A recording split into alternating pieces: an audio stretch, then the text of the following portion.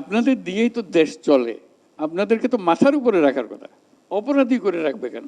ভাবখানা এই যে তোমরা নিজেদের টাকা রোজগার করতেছো, তোমাদের ব্যাপার, আমাদের কি এটাতে? অথচ টাকা যেটা রোজগার করছে এটা বাংলাদেশের জন্য রোজগার হইতেছে, বাংলাদেশে আসতেছে এই টাকা। আপনারা কষ্ট করে টাকাটা রোজগার করে আনেন, দুর্ভাগ্য হলো দেশে এই টাকা আরেকজনে পাচার করে আরেকদিকে নিয়ে যায়। এইটাই হলো আমাদের দুর্ভাগ্য। তো সেটার দিকেও আমাদের খেয়াল রাখতে হবে, আপনাদের টাকা যেন দেশের কাজে লাগে, যে টাকা আপনারা রোজগার করেন। আপনাদের যে প্রাপ্য যে সম্মান, সেই সম্মানটুকু যেন জাতি দিতে পারে, সেই সম্মানটুকু দেওয়ার জন্য আজকে প্রথম পদক্ষেপ হলো। আমরা আশা করি আরো বহু রকমের পদক্ষেপ নেওয়া হবে, যাতে করে আপনারা এখানে এসে মনে করবেন আপনি বাড়িতেই আছেন, শান্তিতে আছেন সবাই।